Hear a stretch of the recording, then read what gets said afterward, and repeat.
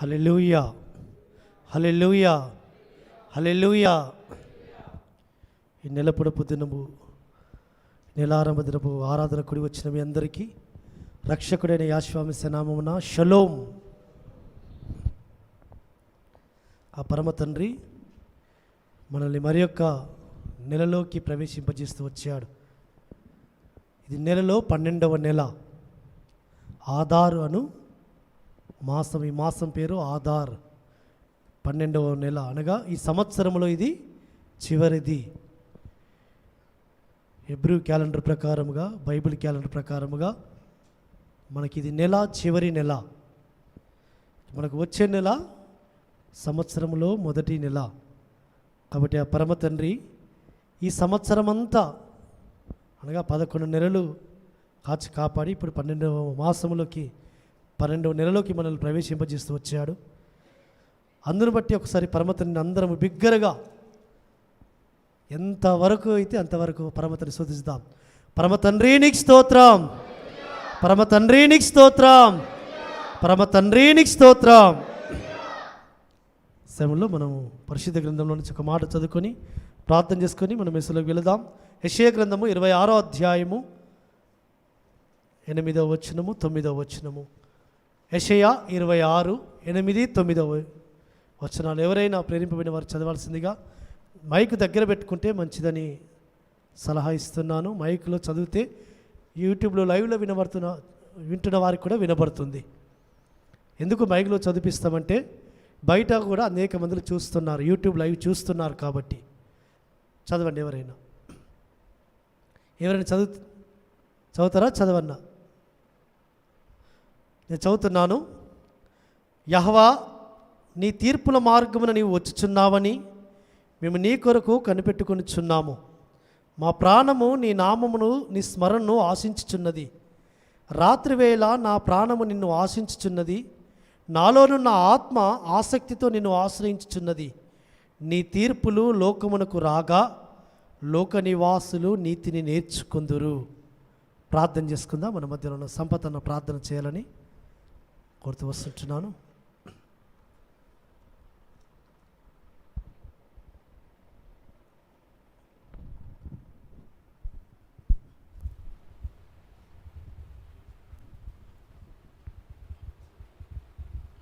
పరిశుద్ధుడా, మాగనుడా, సర్వోన్నతుడా, సర్వాధికారి, జీవముల తండ్రి, యాషమస మీ ఘనమైన నామమునకు స్తుతులు స్తోత్రములు. అద్భుతకరుడా, ఆశ్చర్యకరుడా, నితిరవు తండ్రి, బలవంతుడ, సర్వశక్తుడా, మీకే స్తుతులు స్తోత్రములు. ఇదిగో నాయన తండ్రి, మరి నెలపొడుపు దినం సంఘంగా, సమాజంగా నిన్ను కూడి నిన్ను ధ్యానించుటకు, నిన్ను పూజించుటకు తండ్రి, ఇదిగో నాయన నేను ఆరాధించుటకు మాకు ఇచ్చిన ఈ గొప్ప అవకాశాన్ని బట్టి మీకే స్తుతులు స్తోత్రములు తండ్రి. మరి ఇంతవరకు తండ్రి ఇదిగో నాయన పాటల ద్వారా మీరు మహిమ పొందినారు తండ్రి, స్తుతి ఆరాధన ద్వారా మీరు మహిమ పొందినారు తండ్రి. యాషమేస ఇదిగో నాయన మరి ఇప్పుడు మాకు జీవాహారం అందించే సమయం తండ్రి. ఇదిగో నీ దాసుడు దయాకర్ను తండ్రి, ఇదిగో నాయన మీరు మరుగుపరుచుకొని తండ్రి తన ద్వారా తండ్రి మీరే సంఘంలో, సమాజంలో కావాల్సిన వర్తమానమును అనుగ్రహించవలసిందే కోరుచున్నాను. యాషమేస పరిశుద్ధుడా, ఇక మరి చెప్పబోయే మెసేజ్ ప్రకారం మా జీవితాలను మేము సరి చేసుకుంటూ మీరే సాయం చేయవలసిందే కోరుచున్నాను. మరి దయాకర్ను మీరే మీ నోటి బూరగా వాడుకోవలసిందే కోరుచున్నాను. యాషమేస తండ్రి, ఇదిగో మరొకసారి ఇదిగో తండ్రి దయాకర్ను మీ కృపగల హస్తంలోకి అప్పచెప్తూ ఈ కొద్దినపములు మా ప్రియరక్షకుడు, విమోచకుడు అయిన నజరేయుడైన యాషమేస నామములో అడిగి వేడుకొంచున్నాం తండ్రి. ఆమేన్. థ్యాంక్ యూ అన్న. మనం చదువుకున్న లేఖన భాగము, వాక్య భాగం మీ అందరికీ తెలుసు, చాలాసార్లు చదివి ఉంటారు. మనం ఈరోజు ధ్యానించుకుపోయే అంశము ఆయన తీర్పులు, యెహోవా తీర్పులు.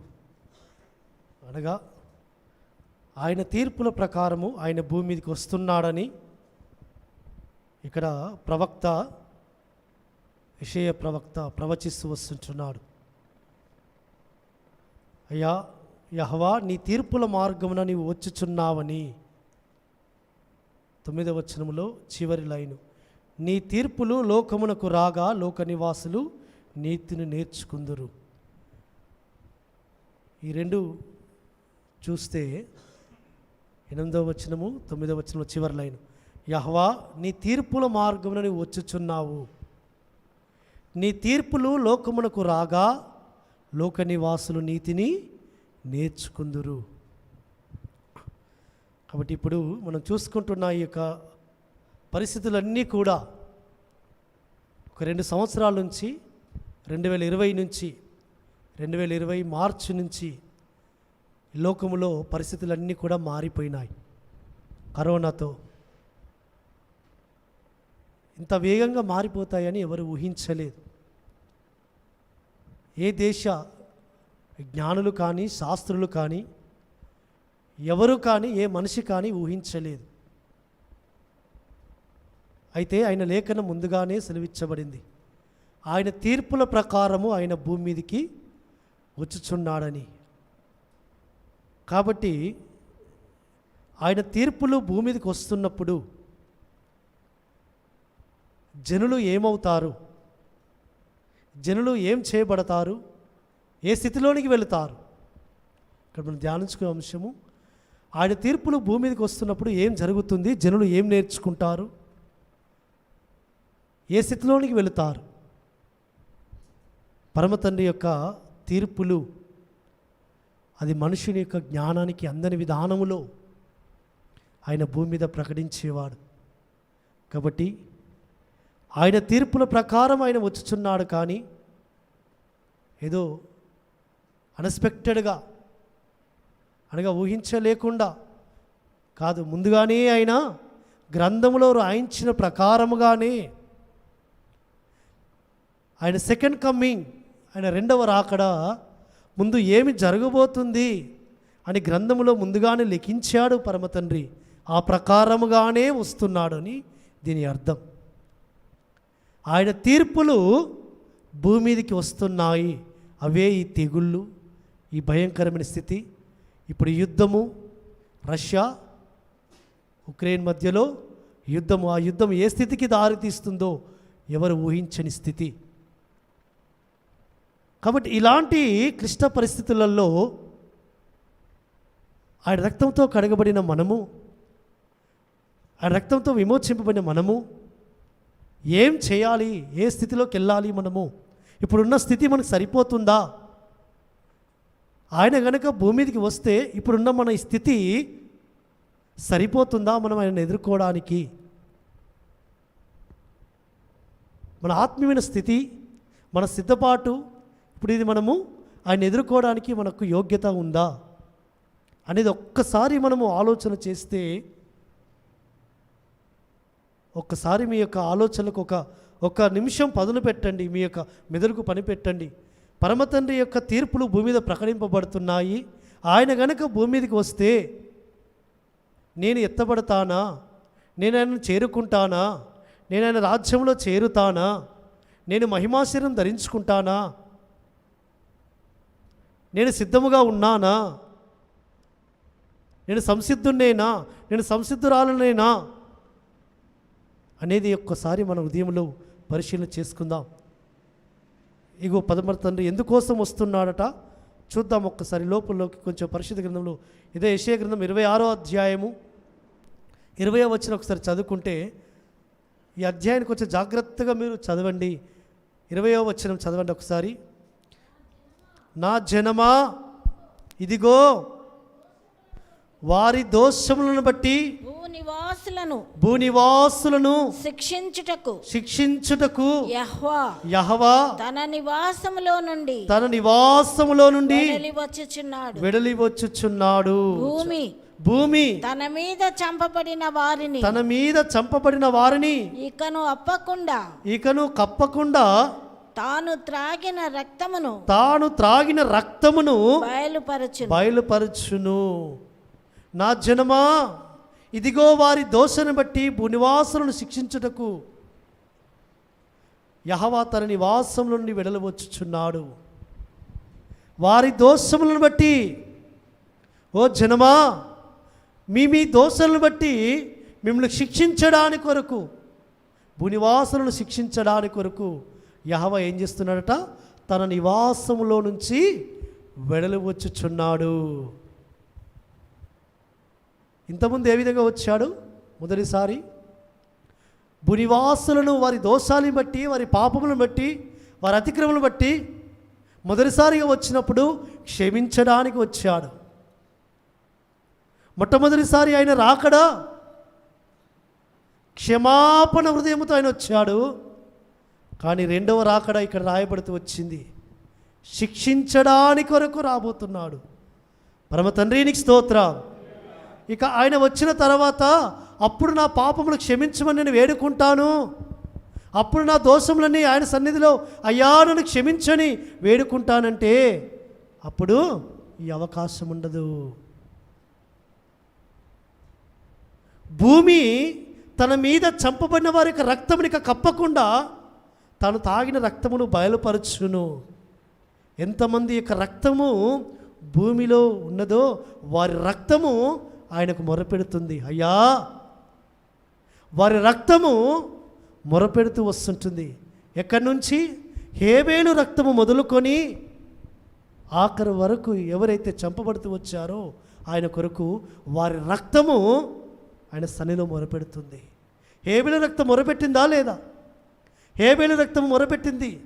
హేబేలు యొక్క రక్తము యొక్క ధ్వని విని పరమతండ్రి ఆకాశం నుంచి వచ్చాడు కయ్యను శిక్షించడానికి కొరకు, కయ్యనికి ఆయన ఉగ్రతను చూపించడానికి కొరకు. కానీ కయ్యని వేడుకున్నాడు, అయ్యా ఆ దోష శిక్ష నేను భరింపజాలనిది.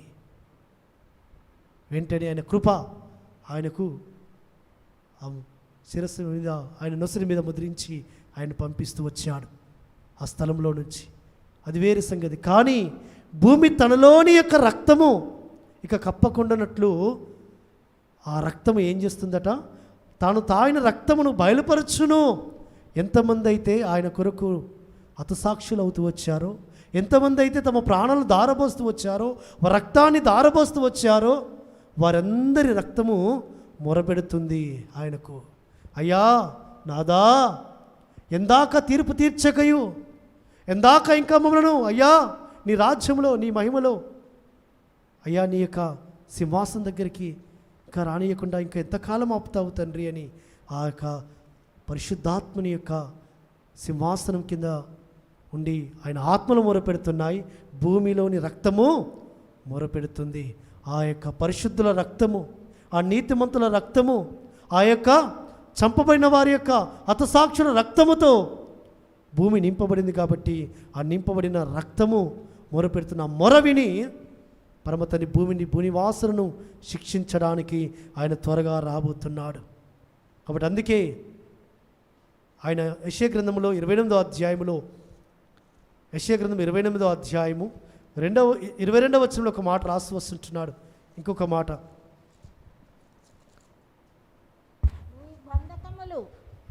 సిస్టర్ కొంచెం కొంచెం బిగ్గరగా చదవండి సిస్టర్. యెషయా గ్రంథము 28వ అధ్యాయము 22వ వచనము, మీ బంధకములు మరి బిగింపబడకుండునట్లు పరిహాసకులై ఉండకుడి.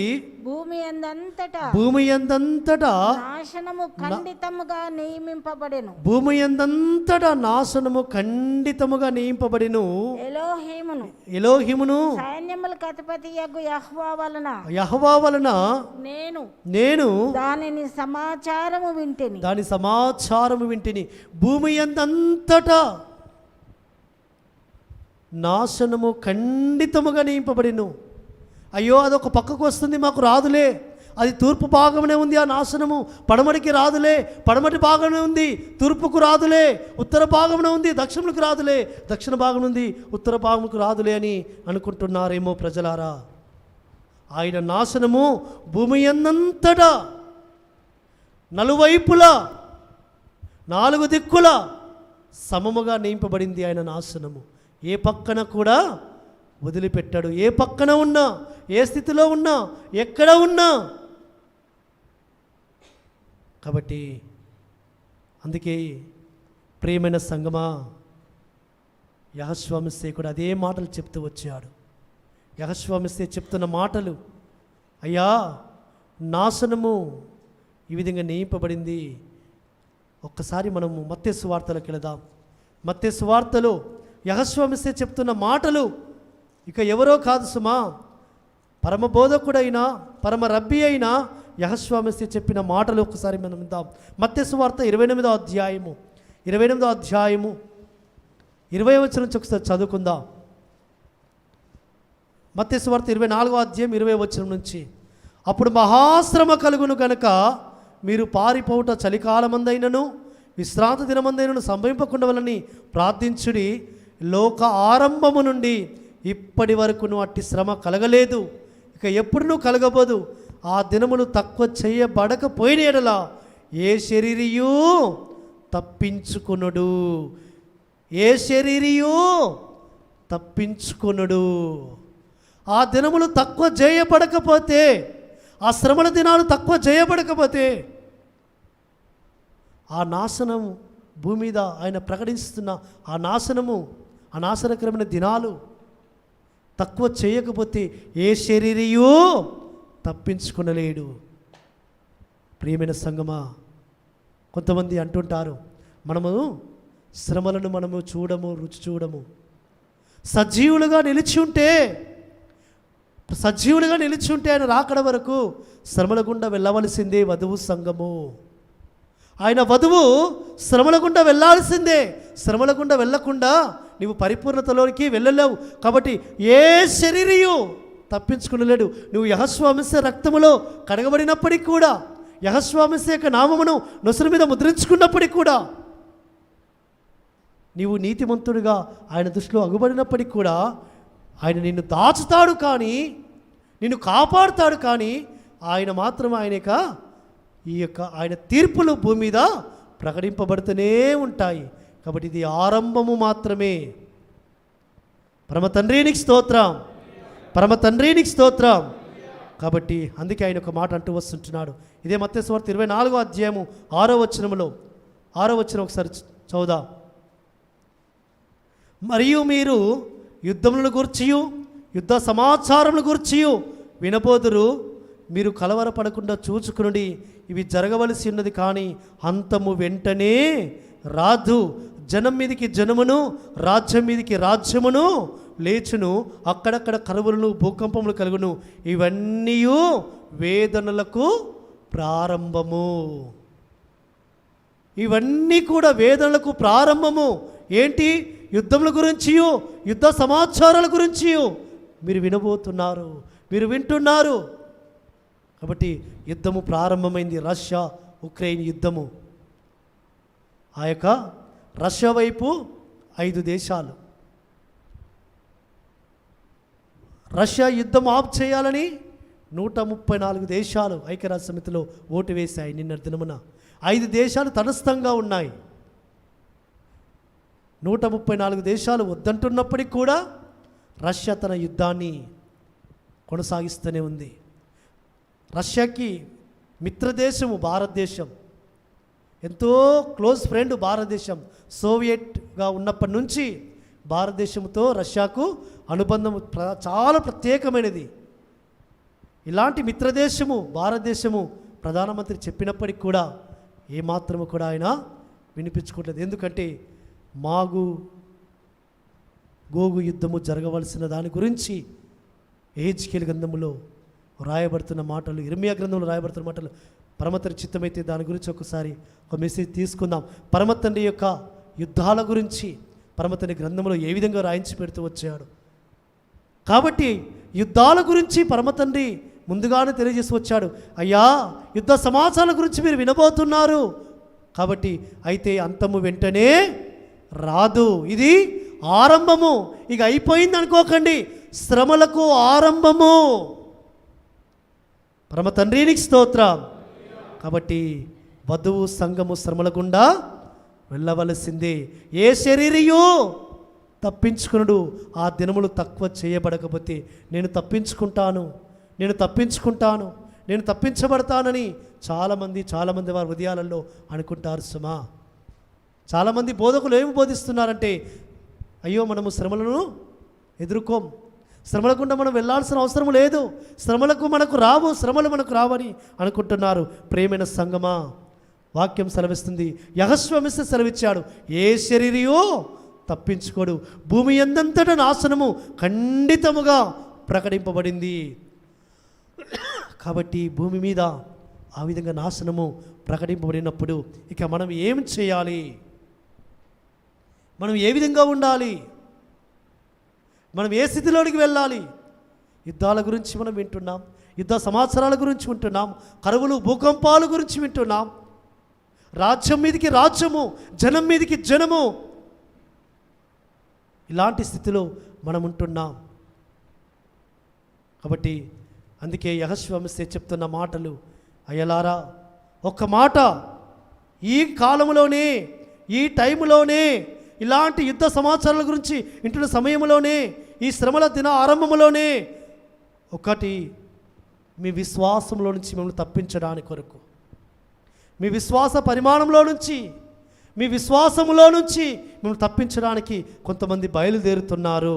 చూడండి 24వ వచనములో అబద్ధ మెస్సయ్యలను, అబద్ధ ప్రవక్తలను వచ్చి సాధ్యమైతే ఏర్పరచబడిన వారిని సైతము మోసపుర్చుటకై గొప్ప సూచక క్రియలను మహత్కార్యములను కనబర్చెదరు.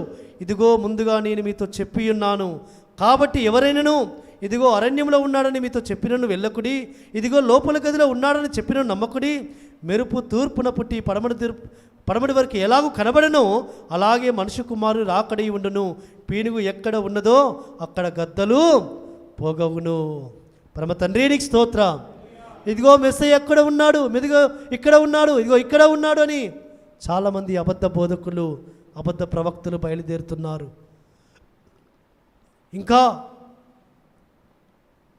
ఎలాంటి స్థితిలో ఉన్నారంటే, ఇక మనకు మెస్సయ్యతో పని లేదు, మెస్సయ్యతో మనకు అవసరం లేదు, ఇక కొత్త నిబంధనతో అవసరం లేదు, యెహోషువ మెస్సయ్య రక్తముతో మనకు అవసరం లేదు, యెహోషువ మెస్సయ్య యొక్క రక్తములో ఇక మనము కడగబడాల్సిన అవసరం లేదు, మనము అయిపోయాం, మన పరిస్థితులం అయిపోయాం, మనం నీతిమంతులుగా తీర్చబడ్డాం. డైరెక్ట్గా మనకు తోరానే, యెహోవానే, ఆ సర్వోన్నతుడే, ఇక మనకు యెహోషువ మెస్సయ్య రక్తముతో పని లేదని అయ్యలారా బయలుదేరారు.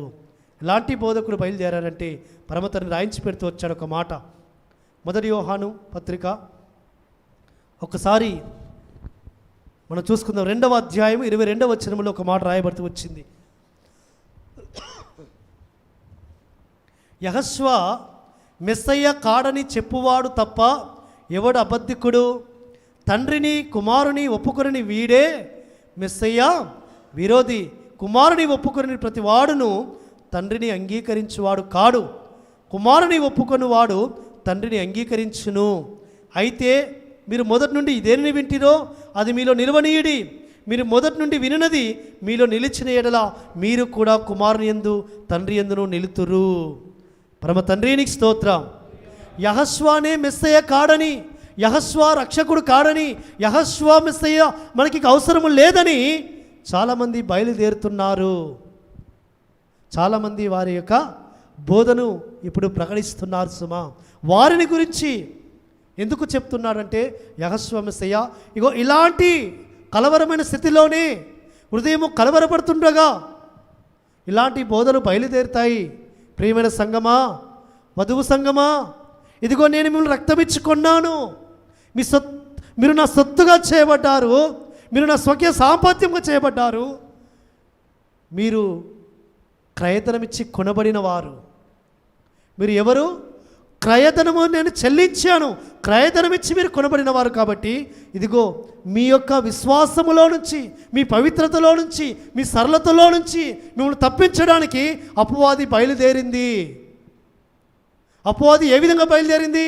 డైరెక్ట్గా మన దగ్గరికి రాదు, ఎవరిలో ఒకరిలో ప్రవేశించి ఏదో విధంగా మనలో విశ్వాసంలో నుంచి మనల్ని సల్లగించడానికి కొరకు బయలుదేరాడు అపవాది.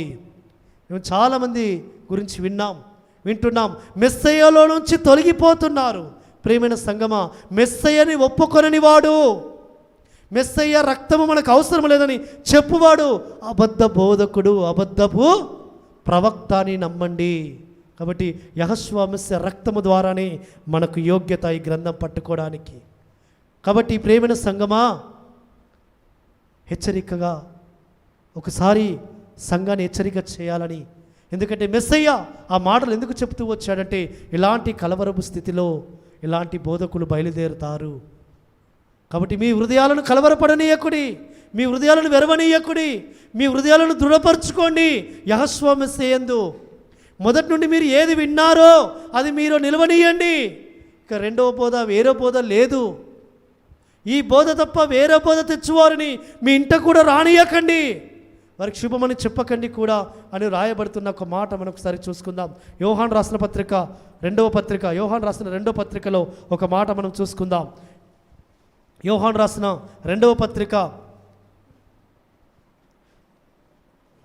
9వ అధ్యాయము, అందులో ఒకటే అధ్యాయం ఉంది, 1వ అధ్యాయము 9వ వచనము. మెస్సయ్య బోధ యందు నిలిచి ఉండక దానిని విడిచి ముందుకు సాగు ప్రతి వాడును ఎలోహింను అంగీకరింపిన వాడు. యోహాన్ రాసిన రెండవ పత్రిక 1వ అధ్యాయము 9వ వచనంలో రాయబడుతున్న మాట, మెస్సయ్య బోధ యందు నిలిచి ఉండక దానిని విడిచి ముందుకు సాగు ప్రతి వాడును ఎలోహింను అంగీకరింపని వాడు. ఈ బోధ యందు నిలిచి ఉండువాడు తండ్రిని కుమారుని అంగీకరించువాడు. ఈ బోధ యందు నిలిచి ఉండువాడు తండ్రిని కుమారుని అంగీకరించువాడు. ఎవడైనను ఈ బోధను తేక మీ యొద్దకు వచ్చిన యెడల వారిని మీ ఇంట చేర్చుకొనవద్దు, శుభమని వానితో చెప్పవద్దు. శుభమని వానితో చెప్పువాడు వాని దుష్టక్రియల్లో పాలివాడగును. పరమ తండ్రికి స్తోత్రం. వాని ఇంటలో చేర్చుకోకూడదు. యెహోవా మెస్సయ్య రక్షకుడు కాదు, ఆయనతో అవసరం లేదు. క్రొత్త నిబంధన కింద మనం లేము. ఇప్పుడు క్రొత్త నిబంధన అవసరం లేదు, క్రొత్త నిబంధన చదవాల్సిన అవసరం లేదట. ఇప్పుడు బోధనలు బయలుదేరాయి. కొంతమంది సహోదరులు, మన మందిరంలో ఉన్న సహోదరులు ఇందులో నుంచి వెళ్ళిపోయారు, ఈ బోధలో వెళ్ళిపోయారు. ఎలాంటి బోధలో కంటే మెస్సయ్య మనకు ఇక అవసరం లేదు, మెస్సయ్య రక్తంతో మనము కడగబడాల్సిన అవసరం లేదు. ఒకప్పుడు యెహోవా మెస్సయ్య రక్తమును స్మరించిన వారు, యెహోవా మెస్సయ్య నామాన్ని స్తుతించిన వారు, యెహోవా మెస్సయ్య యొక్క స్తుతిని గురించిన పాటలు పాడిన వారు, కీర్తించిన వారు ఇప్పుడు యెహోవా మెస్సయ్య లేడు, అవసరం లేదని వారు నమ్మడమే కాదు, మన యొక్క విశ్వాసుల గృహాలలోకి వెళుతూ, మన విశ్వాసుల గృహాలలో వెళుతూ వారి యొక్క విశ్వాసంలో నుంచి వారిని తొలగిస్తున్నారు. సుమా, మాకు వినబడుతుంది ఈ సమాచారం. వాళ్ళు ఎవరో తెలుసు, ఏ గృహాలలోకి వెళ్ళారో తెలుసు, కానీ మేము ఏం చెప్పము, ఏం చేయము. ఒకటే ఎలోహిం సన్నిధానంలో మొరపెడతాం. సుమా, పరమ తండ్రికి స్తోత్రం, పరమ తండ్రికి స్తోత్రం. ఈ మందిరంలో ఉన్నవారే, ఒకప్పుడు ఇక్కడ ఉన్నవారే. ఎందుకంటే ఇక్కడ రాయబడుతుంది ఒక మాట, మొదటి యోహాన్ రాసిన మొదటి పత్రిక 1వ అధ్యాయము 19వ వచనంలో రాయబడుతుంది. 19వ వచనంలో, వారు మనలో నుండి బయలు వెళ్ళిరి, కానీ వారు మన సంబంధులు కారు. వారు మన సంబంధులైతే మనతో కూడా నిలిచిందురు, అయితే వారందరూ మన సంబంధులు కారని ప్రత్యక్షపరచబడినట్లు వారు బయలు వెళ్ళిరి. వారు మనలో నుంచే బయలు వెళ్ళారు. యెహోవా మెస్సయ్య ప్రార్థన మందిరానికి వచ్చిన వారే, ఈ మనతో సహవాసం చేసిన వారే, మనతో కలిసి భోజనం చేసిన వారే, మన యొక్క బోధనందు ఒకప్పుడు నిలిచిన వారే. వారు అందులో నుంచి బయటకు వెళ్ళి మన విశ్వాసుల గృహాలలోకి వెళ్ళి చెప్తున్నారు. నేను ఒక సహోదరి ఫోన్ చేసి, పలానా అన్నయ్య మా గృహానికి వచ్చి మనం మెస్సయ్య కింద ఉండవలసిన అవసరము లేదు, మెస్సయ్య రక్తం మనకు అవసరం లేదు, కొత్త నిబంధన తీసేయి నీ గ్రంథంలో నుంచి. వారెవరు అంటే మన మందిరానికి వచ్చిన వారి ఆ సహోదరులు. అంటే నేను చెప్పాను, యెహోవా మెస్సయ్య రక్షకుడు తప్ప వేరొకరిని అంగీకరించువాడు అబద్ధ బోధకుడు రాయబడిందన్నా అని చెప్పి పంపించాను. మీరు అబద్ధ బోధకులు అని. పరమ తండ్రికి స్తోత్రం. అయ్యో, మనల్ని మెస్సయ్య సరళతల్లో నుంచి ఎందుకు ఈ మాట చెప్తున్నాము, ఎందుకు ఈ మాట చేస్తున్నాము? మా దగ్గరికి ఎవరు రావట్లేదంటే రారు, కానీ ఏదో విధానంలో మనల్ని కలవరపరచాలని రాబోయే దినాల్లో చేస్తారు. సుమా, ఒక మాట చూసుకుందాం. 2 కొరింథీ రాసిన పత్రిక 11వ అధ్యాయములో ఈ మాట రాయబడింది. 2వ వచనములో, యెహోవాసక్తితో మీ ఎడల ఆసక్తి కలిగి ఉన్నాను, ఎందుకనగా పవిత్రురాలైన కన్యకనగా ఒకడే పురుషునికి అనగా మెస్సయ్యకు సమర్పింపవలనని మిమ్మను ప్రదానము చేసి తిని, కానీ మెస్సయ్యకు సమర్పింపవలనని మిమ్మను ప్రదానము చేసి తిని, కానీ సర్పము తన కుయుక్తి చేత, సర్పము అనగా అపవాది తన కుయుక్తి చేత అవ్వను మోసపరిచినట్లు మీ మనసులను చెరపబడి మెస్సయ్య ఎడలనున్న సరళతలో నుంచి పవిత్రతలో నుండి ఎట్లయినా తొలగిపోవునేమో అని భయపడుచున్నాను. ఏలయనగా వచ్చినవాడు ఎవడైనను మేము ప్రకటింపని మరి యొక్క యాశ్వాను ప్రకటించినను, లేక మీరు పొందని మరి యొక్క ఆత్మను మీరు పొందినను, మీరు అంగీకరింపని మరి యొక్క స్వార్థ మీరు అంగీకరించినను, మీరు వారిని గురించి సహించుట యుక్తమే. నేనైతే మిక్కిలి శ్రేష్ఠులని ఈ అపోస్తల కంటే లేశమాత్రము తక్కువవాడని కానని తలంచుకొనుచున్నాను. పరమ తండ్రికి స్తోత్రం. మెస్సయ్య నుంచి, మెస్సయ్య యొక్క రక్తములో నుంచి, మెస్సయ్య నామములో నుంచి మనల్ని తొలగించడానికి బయలుదేరారు. కాబట్టి వారిని గురించి మనము జాగ్రత్త కలిగి ఉందాం, మన విశ్వాసంలో నుంచి మనల్ని తొలగించడానికి. కాబట్టి ప్రియమైన సంగమా, మనం ఈ స్థితిలోనే యెహోవా మెస్సీయ నందు స్థిరులై కదలని వారై మనం ఉండాలని అపోస్తలుడైన పౌలు ఒక మాట రాస్తూ వస్తుంటాడు. అపోస్తలుడైన పౌలు పరమ తండ్రి యొక్క సన్నిధానంలో ఒక చక్కటి మాట ఆయన రాస్తూ వస్తుంటాడు. హెబ్రీ రాసిన పత్రికలు ఈ మాట రాస్తూ వస్తుంటాడు. ఒకసారి మనం వెలిగింపబడిన తర్వాత, ఒకసారి మనం రక్షింపబడిన తర్వాత, 6వ అధ్యాయం, హెబ్రీ రాసిన పత్రిక 6వ అధ్యాయము 4వ వచనములో, ఒకసారి వెలిగింపబడిన పరలోక సంబంధమైన, ఒకసారి వెలిగింపబడి పరలోక సంబంధమైన వరమును రుచి చూచి పరిశుద్ధాత్మలో పాలివారై ఎలోహిము యొక్క దివ్యవాక్యమును రాబో యుగ సంబంధమైన శక్తుల ప్రభావమును అనుభవించిన తరువాత తప్పిపోయిన వారు తమ విషయములో ఎలోహిం కుమారుని మరలా మ్రానువేయిచు బాహాటముగా ఆయనను అవమానపరచుచున్నారు. గనుక మారు మనసు పొందినట్లు అట్టి వారిని మరలా నూతన పరచుట అసాధ్యము. ఒకసారి వెలిగింపబడి, ఒకసారి ఆయనకు వరములను రుచి చూసి, ఒకసారి పరిశుద్ధాత్మతో నింపబడి, ఒకసారి ఆయన యొక్క శరీరములో రక్తములో పాలు పొంది, ఆయన బోధలో నిలిచి ఉండి, ఆయన గురించి కీర్తించి, మళ్ళా తిరిగి వెనుకకు వెళ్ళి ఆయన్ను మరలా ప్రాణునికి వేస్తూ, ఆయన్ను బాధపరుస్తూ, మళ్ళా వారు ఆయనను బాహాటముగా అవమానపరుచుచున్నారు. గనుక తిరిగి మరలా వారిని తిరిగి రప్పించడము, తిరిగి మళ్ళా వారు మారు మనసు పొందడము, మరలా వారిని తిరిగి రక్షింపబడము అసాధ్యము, దుర్లభము. ఇక వారికి రక్షణ అనేది లేదు. పరమ తండ్రికి స్తోత్రం. ఒకసారి వారు పరిశుద్ధాత్మతో నింపబడ్డారు, పరిశుద్ధాత్మ వరములను రుచి చూశారు, పరిశుద్ధాత్మతో నడిపింపబడ్డారు, పరిశుద్ధాత్మతో వారు అభిషేకింపబడ్డారు. ఆ పరిశుద్ధాత్మను ఏం చేస్తున్నారు? తిరస్కరిస్తున్నారు. కాబట్టి నీవు ఆత్మను తిరస్కరిస్తే, పరిశుద్ధాత్మను తిరస్కరిస్తే, పరిశుద్ధాత్ముడైన యెహోవాను తిరస్కరిస్తే ఇక తిరిగి నీవు రక్షింపబడడం అసాధ్యం. కాబట్టి అలాంటి వారిని గురించి జాగ్రత్త పడండి. అలాంటి వారు అబద్ధ బోధకులుగా, అబద్ధ ప్రవక్తలుగా బయలుదేరుతున్నారు సుమా. ఏదో కొత్త బోధ, కొత్తగా ఉంది, ఏదో కొత్తగా ఉంది, ఇంకా మనం ఏదో నేర్చుకోవాలి, ఇంకా ఎన్నో తెలుసుకోవాలి, ఇంకా ఏమో మనము గ్రహించాలి అని వెళుతున్నారు సుమా. మనకు ప్రకటింపబడిన మెస్సయ్య పరిపూర్ణుడు, సంపూర్ణుడు. ఆయనే పరమరబ్బి, ఆయనే సర్వోపదేశకుడు. ఆయన మించిన ఉపదేశకుడికి భూమి మీద ఎవరు లేరు. మనుషుల బోధ మనకు అవసరం లేదు సుమా. మనసులో బోధించాల్సిన అవసరం లేదు. మనకు పరిశుద్ధాత్మను మనకు బోధిస్తున్నాడు. పరిశుద్ధాత్మతో మనకు కనెక్టింగ్, మనుషులతో కనెక్టింగ్ అవసరం లేదు. యెరూషలేములో ఉన్న రబ్బాయిలతో, వాళ్ళతో కనెక్ట్ కావాల్సిన అవసరం లేదు. ఎవరితో మన connecting? Heavenly father, direct heavenly father. ఆ పరలోకపు తండ్రి మనతో మాట్లాడుతున్నాడు. ఆయన యొక్క స్వరం వినిపింపజేస్తున్నాడు. ఆయన యొక్క స్పర్శ మనకు తగులుతుంది. చాలు, ధన్యులము. కాబట్టి ఇలాంటి బోధ తీక వేరే రకమైన బోధలు తీసుకొస్తున్న వారిని గురించి అపోస్తలుడైన పౌలు చాలా హెచ్చరిక చేస్తూ, కాబట్టి ప్రియమైన సంగమా, ఇంకా మనం జాగ్రత్తగా పడాల్సిన అవసరత ఎంతైనా ఉంది. ఎందుకంటే మెస్సయ్యలో నుంచి మనం ఆయనకు ప్రదానం చేయబడ్డాం. మనం ఏం చేయబడ్డాం? ఆయనకు ప్రదానం చేయబడ్డాం, సిద్ధపడుతున్నాం. కాబట్టి ఆయన మనల్ని పెళ్లి చేసుకుని రాబోతున్నాడు.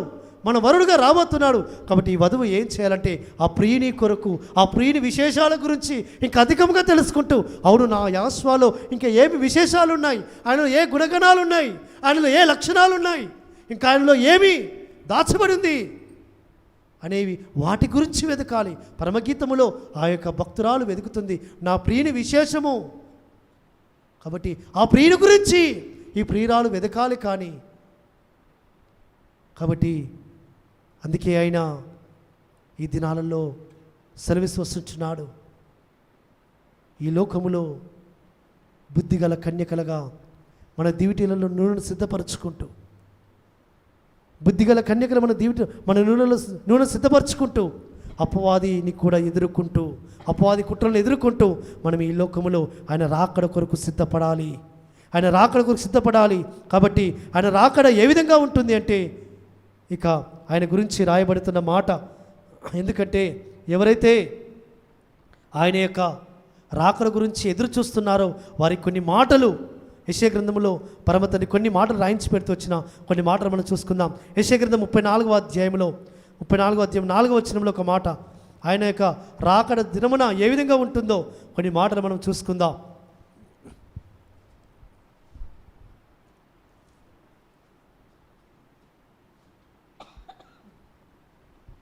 యెషయా గ్రంథం 34వ అధ్యాయంలో 34వ అధ్యాయం 4వ వచనంలో ఒక మాట చదువుకుందాం. ఆకాశ సైన్యమంతయు క్షీణించును, కాగితపు చుట్టవలే ఆకాశ వైశాల్యములు చుట్టబడును, ద్రాక్షవల్లి నుండి ఆకు వాడి రాలున్నట్లు, అంజూరపు చెట్టు నుండి వాడినది రాలున్నట్లు వాటి సైన్యమంతయు రాలిపోను. ఆకాశ సైన్యమంతయు క్షీణించిపోవును. ఆకాశ సైన్యము, ఆకాశంలో ఇప్పుడు ఎన్ని రాకెట్లు పంపుతున్నారు, ఎన్ని ఉపగ్రహాలు ఉన్నాయి, ఎన్ని కక్షలు ఆకాశంలో ప్రతి దేశము కూడా తన ఉపగ్రహాన్ని పంపింది. అవన్నీ కూడా ఏం చేయబడబోతున్నాయి? క్షీణించిపోతున్నాయి. పరమ తండ్రి నీకు స్తోత్రం. అవన్నీ కూడా వాటి కక్షలు దాటి అవి విడిచి భూమి మీద పడబోతున్నాయి. అంత మాత్రమే కాదు, ఆ కాగితపు చుట్టవలే ఆకాశ వైశాల్యములు చుట్టబడును. కాగితపు చుట్ట, ఇది కాగితాన్ని ఇట్లా చుడితే ఎంతసేపట్లో చుడతాము? ఆకాశమును కూడా ఇలా ఆయన చుట్టబోతున్నాడు సుమా. పరమ తండ్రి నీకు స్తోత్రం. ఆకాశ గగనాలను ఆయన జానతో కొలిచాడు. పరమ తండ్రి నీకు స్తోత్రం. ఇంతవరకు మనం పాట పాడుతూ వచ్చాం.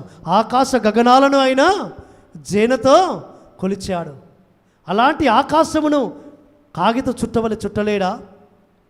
సాపవలె చుట్టలేడా? పరదావలె చుట్టలేడా?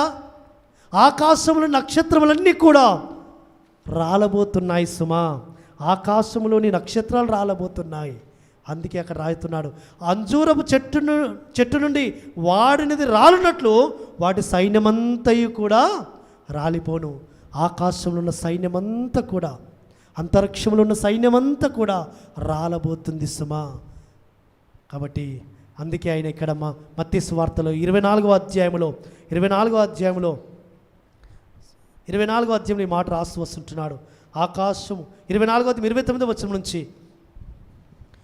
29వ వచనం నుంచి ఆ దినముల శ్రమ ముగిసిన వెంటనే చీకటి సూర్యుని కమ్మును, చంద్రుడు తన కాంతినియ్యడు, ఆకాశం నుండి నక్షత్రములు రాలును, ఆకాశమందరి శక్తులు కదిలింపబడును.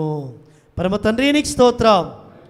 కాబట్టి ఆకాశమందరి శక్తులు కదిలింపబడబోతున్నాయి. ఆకాశంలోని చూడండి, ఆకాశంలో నక్షత్రములు రాలబోతున్నాయి. ఒక్కొక్క నక్షత్రము సూర్యుని కంటే ఎంతో పెద్దది. అలాంటి నక్షత్రములు అంజూరపు చెట్టున వాడిపోయినది రాలున్నట్లు రాలి కింద పడబోతున్నాయి సుమా. సూర్యుడు తన కాంతినివ్వడు, చంద్రుడు తన వెలుగునివ్వడట, చీకటి సూర్యుని కమ్మును. కాబట్టి చూడండి, చంద్రుడు తన కాంతినియ్యడు. ఇవన్నీ కూడా ఆయన యొక్క రాకడకు ముందు జరగబోతున్న సూచనలు. ప్రేమైన సంగమా, ఇక నీవు ఎలా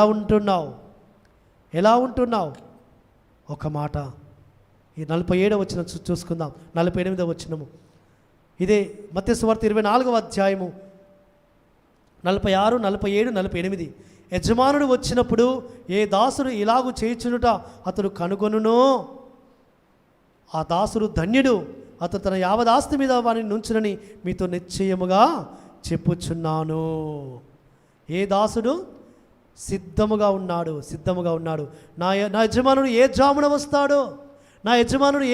వస్తాడో అని సిద్ధముగా ఉన్నాడట. 42 వచనంలో అన్నాడు, కావున ఏ దినమున మీ ఎలోహిం వచ్చునో మీకు తెలియదు కనుక మెలకుగా ఉండుడి.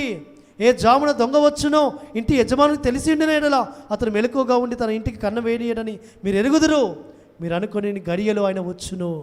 కాబట్టి మీరు అనుకునే గడియలో, మీరు అనుకునే సంవత్సరంలో, మీరు అనుకునే విధానములో ఆ ఎలోహిం రాబోతున్నాడు. కాబట్టి ఏ దాసుడైతే యజమానుని యొక్క రాకడ కొరకు సిద్ధంగా ఉంటాడు, అవును నా యజమానుడు ఎప్పుడు వచ్చినా ఏ స్థితిలో వచ్చినా ఏ విధానంలో వచ్చినా నేను సిద్ధంగా ఉంటాను, నా పని మాత్రం నేను జరిగిస్తాను, నేను సిద్ధముగా ఉంటానని యజమానుని యొక్క రాకడ కొరకు ఆ యొక్క దాసుడు కనిపెట్టుకొని సిద్ధపడినట్టుగా మనము మన యొక్క యజమానుని రాక కొరకు బుద్ధిగల కన్యకలు తమ యొక్క దివిటీలను సిద్ధపరచుకొని పెళ్లి కుమారుని కొరకు ఎదురు చూస్తున్నట్టుగా మనము మన యొక్క దివిటీలను సిద్ధపరచుకుందాం, మన ఆత్మను వెలిగిస్తాం.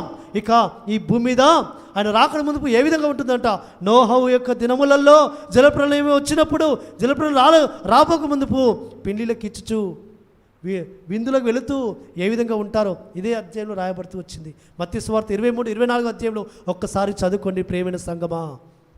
రాకడ మునుపు ఏ విధంగా ఉంటుందో మత్తయి సువార్త 23-24 అధ్యాయాలు చదవండి. నోహవు దినములలో ఏ విధంగా జనులు పెళ్ళిళ్ళకు చేసుకుంటూ ఆ విధంగా విందులకు వెళుతూ విందులకు చేసుకుంటూ ఈ విధంగా ఉంటారో అదే మాదిరిగా ఈ రాకడ దినములలో కూడా ఉంటుంది. ఆ విధంగానే ఇప్పుడు ఉంటుంది. జనులు వారు మర్చిపోతారు. మెస్సయ్య ఎప్పుడు వస్తాడో ఏమో, ఆయన వస్తాడని ఎన్నో సంవత్సరాల నుంచి అంటున్నాడు. ఇక ఎప్పుడు వస్తాడో అని మా పనులు మేము చక్కపరుచుకుంటామని మీ పనులలో మీరు ఉంటున్నారేమో. ఒక్కసారి ఆలోచించండి. ఆయన యొక్క రాకడ సమీపముగా ఉందని, ఎలోహిం రాకడ సమీపంగా ఉందని హెచ్చరిక చేస్తూ సిద్ధపడండి. బుద్ధిగల కన్యకలను దివిటిలో నూనె సిద్ధపరచుకొని ప్రార్థన చేయండి, మెలకువ కలిగి ప్రార్థించి ఎలోహిం సన్నిధానికి చేరడానికి సిద్ధపడండి. పరమ తండ్రి మనల్ని తన యొక్క వధువుగా సిద్ధపరచుకొని ఏ ముడత డావు కలకలేని పెళ్లి కుమార్తెగా సిద్ధపరచుకొని తన రాకడలో మనల్ని ఎత్తబడే గుంపులు అనగా మహిమలో చేర్చబడే సంఘముగా మన సంఘాన్ని ఉంచునుగాక. ఆమేన్. పరమ తండ్రి ఈ వాక్యం మన ఇంట్లో దీవించునుగాక. ఆమేన్.